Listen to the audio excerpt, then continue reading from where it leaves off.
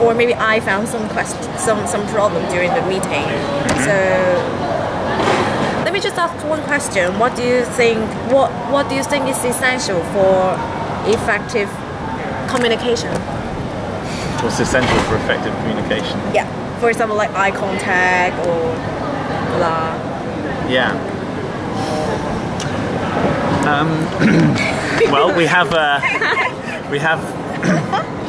this expression, you may have come across it, that words should say what they mean, and they should mean what they say. So what that means is you need to be clear in your communication, but it also needs to be truthful for you. So something that you actually believe in or that you want to stand by. Communication is this massive topic. Talking to someone one-on-one is very different. I've done presentations to like several hundred people, and you need different things. I think what you're talking about is how to communicate as part of a team, and so partly that question is what makes effective teamwork. And something like that. I think one of the most important things as a team is that collectively you're holding a vision of where it is that you're trying to go. Because we can talk about this particular way of communicating or holding myself, but ultimately what makes a team really great, which is like we were talking about Steve Jobs and Apple, is that these guys had a clear vision of this is what we're trying to build, whether it's an iPod, an iPad, an iPad 2. So for you guys to work effectively as a team, my question back to you is how clear you are as to what success or the vision is for this group. And you may say, well, we don't know that right now, but I would say the sooner that you can become really clear on that vision, and that each one of you can hold that vision, and you can see where your role in the team supports that vision, that's what successful teams are made of. Okay, so we sometimes need some of our core members to throw some idea to, for example, to me, because I'm going to design an activity, but I need some new or fresh idea. Yes. But sometimes once you throw your idea, so for example, I have a figure about what do I want to do. Like for example, I'm going to hold a camp for our members. Yes. But once you throw it out, people just good. But they never think about to criticize it. Is it good or not? So I really want to know, how do I like provoke or stimulate them to talk about it? Like, how do you feel about it? Because sometimes once you suggest, they will just passively agree with you because they don't have to use the brain. You already suggested. So this is one of the situations I've seen during our meeting. Yes. How to stimulate them. So there's two ideas I have about that. Sorry. There's two ideas that I have about that.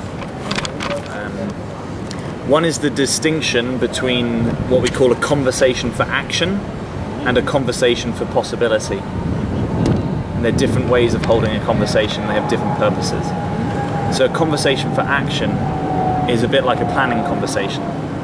So it's like, okay, there's a thing that we need to do. We need to coordinate some action. So we're talking about how we're going to do that. We're trying to run an event, so we're trying to decide what the venue is and what the date is and who's going to come. So that's like a conversation for action. A conversation for possibility is, hey, there's an idea I've had. Let's just explore where that idea might go. What's possible?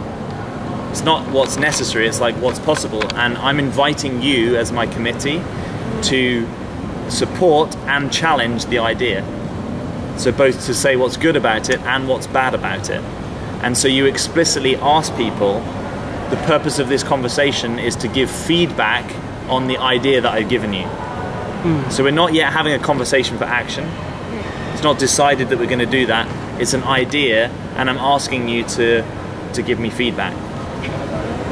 Even taking that to another level, there's a guy you should look up called Edward de Bono. And he's like a thinker who came up with the concept of different color hats. You come across this? I know it. Yeah. So what you're asking for, and I don't remember the specific color of the hat, but you're asking for people to be critical.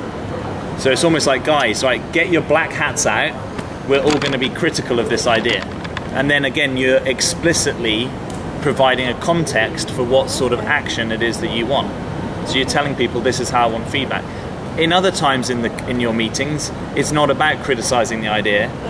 It might be about appreciating the idea, or it might be about saying what's positive about the idea. So at different times, and this is about effective communication, you're asking for different things. It's what we call a frame. What's the frame for the conversation? What's the sandbox that the conversation's in? And many times, bad communication happens because people don't understand the frame or the context, you know? So the first time I had my business idea, I call my dad and say, Dad, I'm really excited, I've got this business idea. And the first thing he tells me is 3 or 4 reasons why the business idea will never work. And I didn't want that. My frame was not criticize the idea. My frame was, I want to share my excitement. Can you meet me with some excitement? So sometimes you don't want criticism, and some of the best ideas get tanked early because they get criticism too early, because most ideas aren't well formed enough. So you just need to know where you are in the process, and then be clear with people, here's the help I need. I need appreciation, I need challenge, I need new ideas. I don't need more ideas, I've got the idea, but we want to make the one idea better.